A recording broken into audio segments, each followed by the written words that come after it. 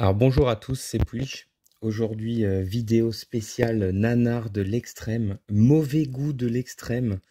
Alors on se retrouve aujourd'hui pour Savage Street. J'en bafouille déjà parce que la stupidité, la bêtise intrinsèque de ce film atteint des sommets insoupçonnés, hein. Donc c'est un véritable nanar que je vous présente aujourd'hui qui m'a bien fait rigoler. C'est un film assez connu, hein, qui a une certaine notoriété. Donc, c'est un film de 1984. Il dure 1 h 30. Alors, je vous le dis tout de suite, il est réalisé par Danny Steinman. Alors, Danny Steinman, c'est un réalisateur. En fait, il est connu surtout pour ce film et pour un autre film qu'il réalisera l'année d'après. C'est le 5e épisode de la saga Vendredi 13, un des pires épisodes de la saga, un des plus ridicules. Hein, vous avez fait une petite rétrospective avec Rain, donc je vous conseille, si jamais je vous conseille d'aller voir ce qu'on disait de ce film. Et ensuite, il fera plus rien du tout. Mais ce Savage Street, c'est vraiment... Alors, au niveau de la réalisation, je vous le dis tout de suite, hein, y a rien. Il y a rien de particulier. Euh, le film est un immense nanar et surtout, en fait, d'une vulgarité, mais vraiment d'une vulgarité qui tutoie les sommets, c'est incroyable. Alors, dans le rôle principal, on retrouve Linda Blair. Donc, Linda Blair, hein, c'est évidemment l'actrice qui jouait dans L'Exorciste, hein, qui faisait la petite fille possédée. Donc, un rôle bien sûr inoubliable. Entre-temps, sa carrière a complètement patiné, hein, elle a jamais réussi. Bon, elle était gamine, hein, ouais. Donc là, elle a grandi, hein. Elle a grandi. D'ailleurs, dans le film, je vais pas lui jeter la pierre parce que franchement, dans le film, c'est la seule actrice qui a un certain charisme. Ça, il faut avouer. Elle fait pas mal de mimiques. En fait, elle est assez rigolote, même si le rôle ne s'y prête pas forcément, hein. Elle a pas mal de mimiques qui sont assez marrantes par moment. Sinon, globalement, c'est la seule actrice correcte du film. Elle cabotine comme les autres, mais elle sait le faire correctement parce que le reste du casting, alors je vous citerai même pas les noms. Je crois qu'il y a quasiment que des inconnus ou des gueules qu'on voyait comme ça, qu'on avait l'habitude de voir comme ça en second rôle dans les films des années 80, 90. Mais alors, le reste du casting, c'est une hécatombe de mauvais goût. Les acteurs sont tous nuls. Ils sont en permanence en train d'hurler, de vociférer. Le film est extrêmement fatigant. Il dure qu'1 h 30, mais il est incroyablement fatigant tellement ça braille, ça gueule, ça hurle. Alors, bien évidemment, mention spéciale au doublage français. Alors, le doublage français, il est au diapason. Mais on va d'abord revenir sur l'histoire avant de revenir sur l'ensemble des défauts incroyables qui font de ce film un nanar, ma foi, un nanar 3 étoiles, hein. Donc, l'histoire, de quoi ça parle ce truc? Eh bien, en fait, on va suivre deux groupes, en gros, d'adolescents. Alors, c'est ça qui est fou, c'est qu'on nous dit adolescents. Je vais y revenir plus tard, hein, mais dès la première scène du film, t'as envie de te marrer, quoi. Moi, j'ai même eu un bug. Je me suis dit, mais comment ça, il va au lycée, celui-là? Donc, on va suivre un groupe de filles, dont la chef est Linda Blair, hein, effectivement. Donc, elle est avec un groupe de filles de son lycée qui sont toutes des greluches, mais pouah, mais c'est de la morue, mais plus. Elles traînent comme ça en ville, c'est une bande de filles, elles font les connes ensemble. Et dans cette bande, il y a aussi, alors c'est sa petite sœur, hein. Je sais plus si c'est sa sœur ou sa cousine, merde. En tout cas, il y a une fille de sa famille, une petite blonde, qui, c'est vrai, qui fait tâche complètement dans le groupe. Elle est sourde et muette. Et donc elle, on le voit tout de suite que ça va être elle la victime. Le film est tellement cliché de fou que on voit tout de suite que c'est elle. Elle est trop gentille pour être dans ce groupe de meufs qui zonent, qui traînent dans la rue la nuit, qui font un peu leur loi comme ça. Et en parallèle de ça, on a un groupe de mecs ultra violents. Alors le chef de la bande, il s'appelle. C'est bizarre parce que la VF, moi je pense que dans la VF il s'appelle Jacques. Il est en roue libre, il est en permanence ultra en train d'hurler. C'est un putain d'animal, le mec. Et c'est une bande de 4 persos comme ça. Donc il y en a 3 qui sont ultra violents. Et il y en a un, c'est un peu une pièce rapportée. C'est en fait, c'est le mec le faible. qui veut rentrer dans le groupe des balèzes et donc mais il assume pas trop d'être un mec ultra violent. Dans le fond, il est juste influençable. Il est ridicule. Il a une gueule, le mec, ça se voit qu'il a au moins 35 balais. Mais d'ailleurs, ils ont tous la trentaine, ça se voit. Et on veut nous faire croire que c'est des adolescents de 16-17 ans, mais c'est d'une débilité sans nom. Chose qui se faisait beaucoup, hein, dans les slashers, c'est vrai. Mais là, le truc, c'est que dans ce film-là, en tout cas les hommes, ils ont l'air particulièrement vieux, quoi. Enfin, vieux, entre guillemets. Ils font beaucoup plus âgés, c'est parfaitement ridicule.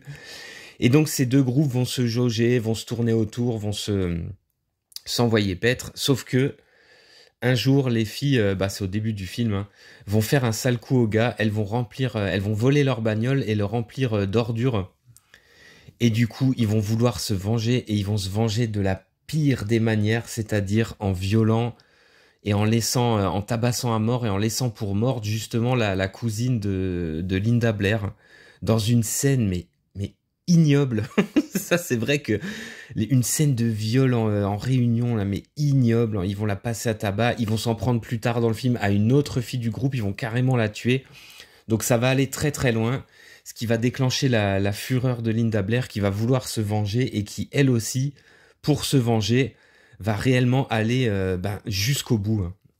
C'est-à-dire au meurtre pur et simple de tous ces enculés. Hein. Et ce qui est assez marrant, c'est que ce film a été classé X aux États-Unis à l'époque. Alors je pense que c'est plus ou moins ce qui a fait sa renommée, son succès, hein, parce que c'est un film assez connu. Alors chez nous, pas tellement. C'est vrai que moi, j'en avais pas tellement entendu parler. Hein. Il était sorti en DVD chez Uncut Movies. Alors malheureusement, je ne l'ai pas. C'est pour ça que je peux pas vous faire une review. C'est un des gros nanars qui manque à ma collection. Hein. Il est plus ou moins introuvable. Je sais pas où je peux le choper. En tout cas, ils l'ont plus sur le site Uncut Movies. Hein. Donc c'est un film qui jouit d'une certaine renommée. Et ce qui frappe dès le début du film, c'est la bêtise, la stupidité à tous les niveaux des dialogues du film. Alors c'est dingue parce qu'on pourrait dire que le film se dépeint en 3 phases. Donc on a la première demi-heure du film qui nous amène au viol de la jeune fille. Alors cette première demi-heure, c'est avec les groupes de meufs dans les rues, le groupe de gars, une vulgarité mais un truc de dingue, c'est-à-dire tous les dialogues du film, quasiment l'intégralité des dialogues du film sont sous la ceinture. Ça parle que de cul, c'est extrêmement vulgaire. En plus, le doublage, je vous ai dit, est au diapason. Il y a plusieurs des meufs du groupe de Linda Blair, j'ai oublié le nom de son personnage, qui ont des voix de grosses poissonnières en rut. C'est du très très grand art. On aura droit à... Parce que c'est ça qui est fou. On nous les montre le soir dans les rues comme ça, et puis tout de suite après, on a les scènes qui se passent du coup au lycée. Et alors au lycée, les scènes sont extraterrestres. C'est-à-dire on est dans un lycée, on a l'impression qu'il n'y a pas de règles, les cours personne n'écoute, tout le monde s'en branle. On aura droit à une baston du plus mauvais goût entre Linda Blair et une autre gonzesse, une blonde là qui croit qu'elle veut lui piquer son mec qui a un espèce d'énorme teubé. On aura une baston comme ça dans les douches avec des meufs en slip, 2 meufs à poil à l'arrière, en arrière-plan, c'est incroyable. On a 2 meufs à poil qui se foutent sur la gueule, une baston qui a aucun rapport, mais c'est... Et tout le début du film comme ça, la première demi-heure, on est vraiment sur la planète Gogol. On se dit, mais qu'est-ce que c'est que ce truc? Ça arrête pas d'hurler. On voit le proviseur qui est un énorme beauf lui aussi, qui veut se taper Linda Blair. Alors là, incroyable. Il lui dit, tu es vraiment une petite salope. Donc je vous dis franchement, elle, c'est à mourir de rire. Elle est convoquée, je sais pas combien de fois dans le bureau du Dirlo. Elle s'allume une clope devant lui. Enfin, c'est d'une stupidité. On comprend pas. On se dit, mais comment c'est possible? Qu'est-ce que c'est que ce lycée? Qui laisse faire ça? Qu'est-ce que c'est que ce truc en fait? Donc après, tout ça débouche sur le premier viol et donc la fille est passée à tabac. Elle est laissée pour morte. C'est vrai que la scène est particulièrement ignoble. C'est franchement, on se dit, mais en plus il la viole dans les chiottes. Enfin, c'est vraiment tout est fait. Le film est vraiment sous un angle ultra graveleux. Donc elle est laissée pour morte. Et là, on va dire, on a la deuxième demi-heure du film qui est un petit peu différente. mais qui étonnamment nous remet des scènes de pseudo-comédie dans le lycée de nouveau. Donc là, on comprend pas trop. On a ce drame. On a le groupe de meufs qui se remet un peu en question. Il y en a une qui veut se marier, donc ça va être la deuxième victime parce qu'elle est enceinte. Son mec l'a foutue en cloque, donc ils veulent se marier. Et on part sur cette histoire de mariage. Elle essaye sa robe. Limite, la fille qui est à l'hôpital, c'est en arrière-plan. Et pareil, ça va déboucher sur un nouveau drame ignoble où ils vont s'en prendre à elle. Ils vont la balancer d'un pont. Donc à nouveau un drame ignoble, et là qui va déboucher sur la dernière demi-heure du film, qui est la partie vengeance où Linda Blair va vouloir réellement se venger, prendre les choses en main. Donc elle va mettre son costume en cuir, hein, qui est sur la jaquette, plusieurs jaquettes du film. Elle va aller acheter une l'arbalète et puis elle va s'occuper de ces 4 enculés. D'ailleurs c'est trop marrant quand elle voit le méchant, elle lui dit enculé comme ça. C'est complètement dingue. Les méchants du film, c'est vraiment ce qu'il peut y avoir de pire comme vision masculine, vraiment de l'espèce de meute, de babouins en rut qui savent rien faire d'autre que de courir après des meufs, et c'est vraiment, et d'être ultra violent. C'est vraiment incroyable. Ils se prendront des bons gros coups d'arbalète. Alors il y aura du gore, vraiment du vrai gore sur la fin. Même si c'est vrai que, en fait, globalement, quand on regarde le film, à part sa bêtise intrinsèque, ses personnages ridicules, stupides, le fait que ça gueule en permanence, c'est vrai qu'au niveau du gore, et puis bon, tous les plans nichons, les meufs à poil en petites culottes, la fameuse scène de viol, c'est vrai qu'en termes de violence graphique, gore, il n'y a pas grand chose, faut vraiment attendre les dernières scènes avec des bons gros coups de flèche, un bon gros coup de couteau dans les couilles. Mais c'est vrai que sinon, le film n'est pas en réalité ultra violent, donc il peut décevoir de ce côté-là. Mais par contre, franchement, c'est une véritable pépite du nanar. Rien que pour la qualité, si j'ose dire, rien que pour la qualité de ces dialogues, mais venus d'une autre planète, franchement. D'ailleurs, alors, autre détail, on est vraiment sur la planète années 80. C'est vrai que le film sointe les années 80, mais dans tout ce qu'elles ont de plus moche, de plus ridicule. Les costumes, les coupes de cheveux, les habits sont tous dégueulasses. Les habits des meufs quand elles sont en cours de sport, mais il faut le voir pour le croire, quoi. Ça ressemble à rien. Ça ressemble à rien du tout.